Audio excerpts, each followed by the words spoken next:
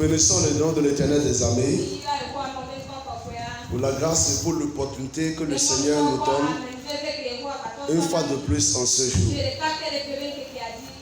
Bien-aimés dans le Seigneur, quel est le thème de la parole de Dieu dont nous venons écouter ce matin? Le thème de la parole de Dieu nous dit: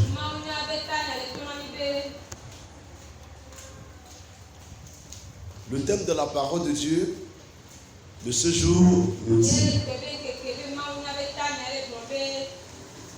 le péché. Praise the Lord. Le péché.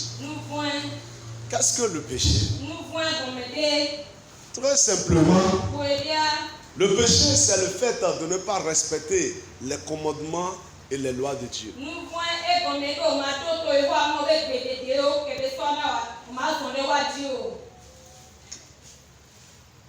Le péché, c'est le fait de ne pas respecter les lois et les commandements de Dieu. Bien-aimés dans le Seigneur, la Bible a dit, il a dit sans le péché, pas de tribulation. C'est pourquoi le livre d'Ecclésiaste a dit, il dit pourquoi vous vous plaignez. Il faut vous prendre pour vous-même, pour vos péchés. Parce qu'il sait que sans le péché, pas de tribulation. Tu veux savoir que qu'est-ce qui a amené nous les hommes aujourd'hui à ce point et là où nous sommes aujourd'hui? C'est le péché. Au moment où Adam et Ève étaient dans le jardin d'Éden et que le péché ne s'est pas encore s'introduit au milieu d'eux, il n'y avait pas de tribulation. Tout allait comme cela se doit. Il se portait bien. Il entendait la voix de Dieu. Il voyait Dieu. Il parlait avec lui. Mais écoutez, le jour que le péché s'est introduit, il y a une séparation qui est arrivée entre eux et Dieu. Et il y a une tribulation qui a commencé pour eux. C'est pourquoi la Bible a dit clairement que sans le péché, pas de tribulation.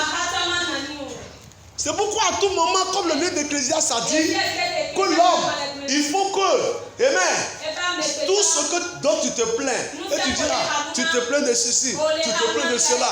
Il dit, va te plaindre pour tes péchés. Parce qu'il sait que s'il n'y a pas cela, les choses pour lesquelles ils sont en train de se plaindre n'auront pas d'obstacle et il n'y a encore rien qui pouvait le faire arrêter. On me suit ce matin.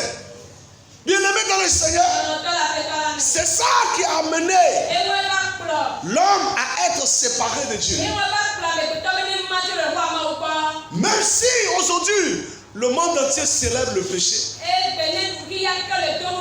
tu devras savoir que c'est ce péché qui a amené la tribulation dans le monde jusqu'aujourd'hui. Et que l'homme doit se séparer du péché pour ne pas être ennemi de Dieu. Bien-aimés dans le Seigneur, nous sommes en train de parler sur le péché en ce jour. Donc tout le monde a pris comme quelque chose d'honorable. D'autres personnes même le louent. D'autres le célèbrent. Le péché. Mais ils oublient ce que ça apportait à tous les êtres humains sur la terre. Au moment où ils ont refusé de faire la volonté de Dieu et ils ont abandonné, ils ont désobéi à Dieu, ils ont oublié ce que ça apportait à l'humanité. On me suit ce matin. Nous sommes bénis au nom de Jésus. Nous sommes bénis au nom de Jésus. Je vais aller rapidement dans la parole de Dieu. Je vais d'abord aller dans le livre de Romains, chapitre 14.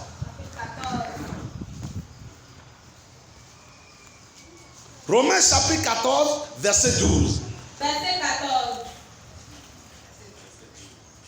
Verset 12. La nuit est avancée, le jour approche. Dépouillons-nous donc des œuvres des ténèbres et revêtons-nous les armures de la lumière. Amen. Il dit chacun de nous rendra compte à Dieu pour lui-même. Écoute, n'importe quel péché dont tu es en train de commettre aujourd'hui, en tant que chrétien, ça ne peut t'amener aucun avantage. Écoute-moi, ça ne peut te donner d'avantage dans ce monde et ça ne peut pas te donner aussi d'avantage dans le monde à venir. Ça ne peut rien t'amener comme avantage. Cela veut dire simplement que tu perdras dans ce monde et tu perdras aussi au ciel. Le fait de vivre dans le péché et de rester dans le péché, cela t'amènera à être séparé de mon Dieu. Écoutez, il y a beaucoup aujourd'hui qui sont déjà séparés de Dieu. Est-ce que tu... Amen. Parce qu'ils ne savent plus rien de leur Père. Alors que la Bible a dit, Amen, que ceux qui font ma volonté, ceux qui me craignent et qui respectent mes lois et mes commandements, je me manifeste à eux. Je fais quoi à eux? Il dit je me manifeste à eux. Amen. C'est pourquoi il est très important, bien aimé, de savoir ce que c'est concrètement le péché. Ce n'est pas ton ami. Le péché, c'est ton ennemi. Amen. Le péché, ce n'est pas ton ami. Le péché, c'est ton ennemi. Si un chrétien fait du péché son ami, il perdra tout de ce monde et il ira aussi en enfer. Parce qu'il a pris le péché pour faire ami.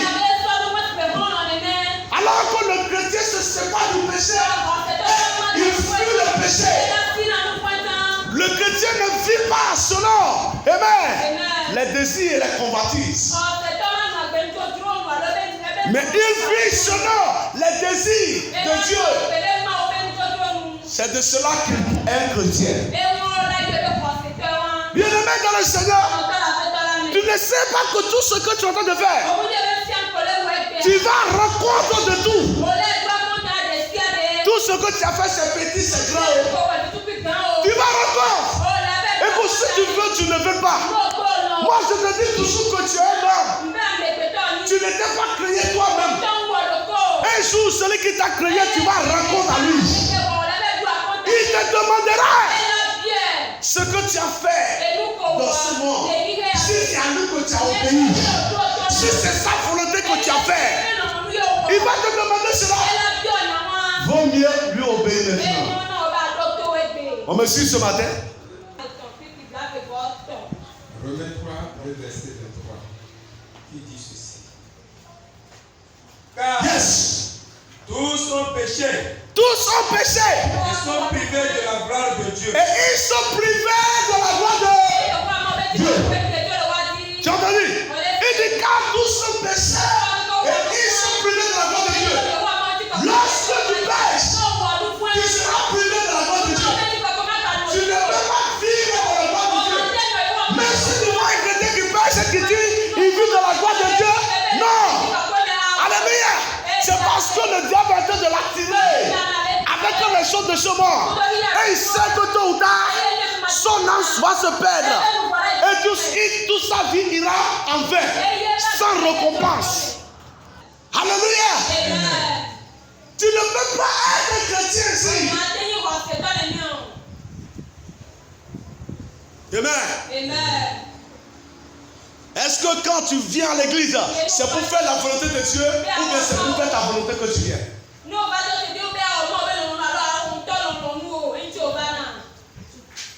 Amen.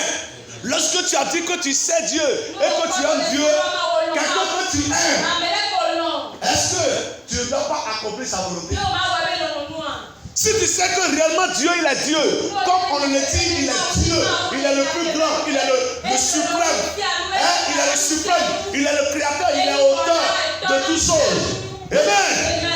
Alléluia. Tu dois savoir que tu dois faire sa volonté. Regarde la manière dont mouche est petit.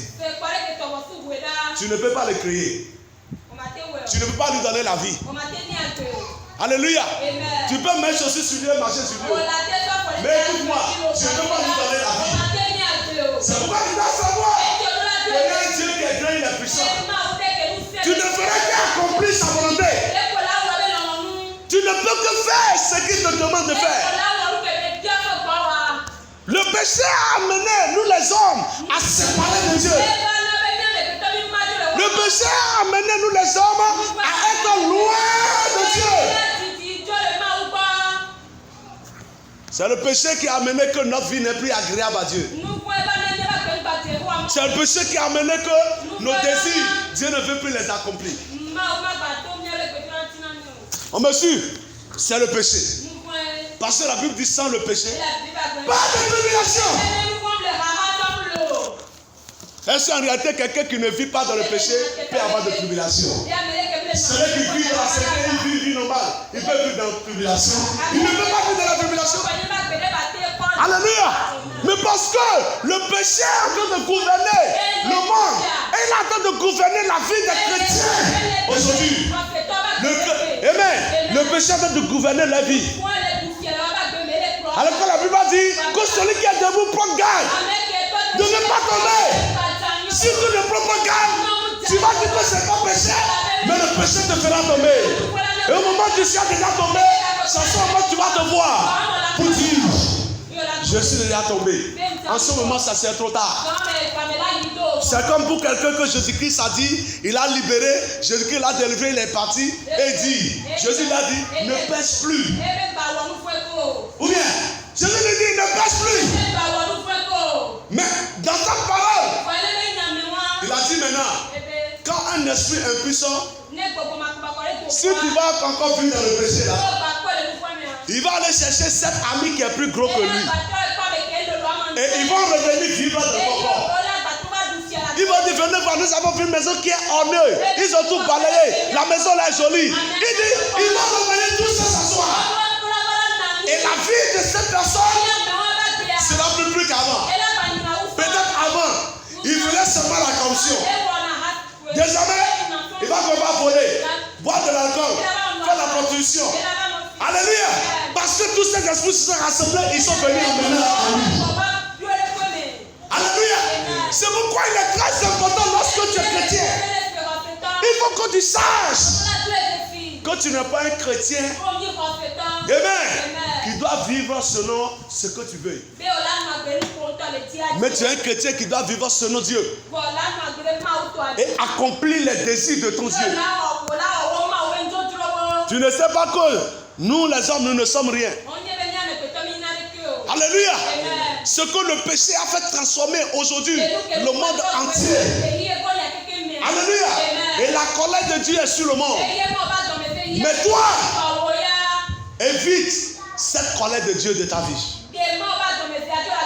Même si la colère de Dieu est sur tout le monde, n'oublie pas, au moment où la colère de Dieu est sur Sodome et Gomorrhe. Amen. Lorsqu'il est arrivé là, tout le monde a été consumé par le feu. Mais quelqu'un n'a pas été consumé. L'autre n'a pas été consumé par le feu. Amen. Si tu ne vis pas dans le péché, Dieu te paniera. Il va te panier. Dieu suis béni dans le nom de Jésus. Dieu va te panier.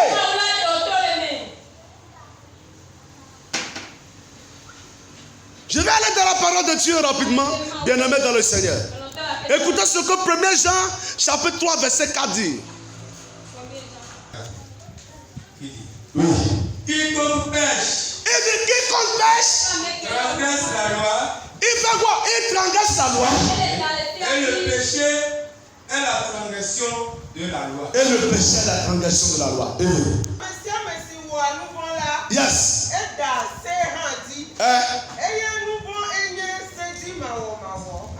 Amen. Il transgresse transgresse la loi de Dieu, lorsqu'il pêche, il ne fait que transgresser la loi de Dieu.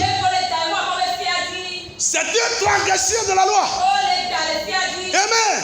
Tu ne peux pas vivre ainsi. Et au dernier jour, tu verras Dieu. Écoute-moi. Quelqu'un qui veut hériter le royaume des cieux, you need to leave everything for God. Tu as besoin de libérer tout à l'Éternel. Tout ce que l'Éternel a besoin pour que tu puisses hériter son royaume. Tu dois tout abandonner. Sans même penser quelque chose de toi-même. Sans ça que tu pouvais hériter. C'est ça que tu pouvais hériter. Ce royaume de la main de Dieu. Parce que les pécheurs ne le verront pas. Il n'y a pas de chemin par lequel ils passeront. Il ne peut pas retrouver ce royaume. Il ne peut pas aller dans ce royaume à cause du péché de la main. Le livre d'Apocalypse a dit, il a dit rien de souillé n'entra dans le royaume de Dieu. Aucun bagage. Qu'est-ce que c'est bagage? C'est le péché. Il dit il entre dans le royaume de Dieu. Alléluia. Écoutez-moi, il faut que tu comprennes quelque chose. Pourquoi exactement si Dieu a donné à Jésus-Christ, il a dit Jésus, viens sur la terre. Et que Jésus a accepté de venir. Pourquoi Jésus est venu? Ce n'est pas à cause de ton péché. Ce n'est pas à cause de mes péchés. Et pourquoi tu vis encore dans ce péché?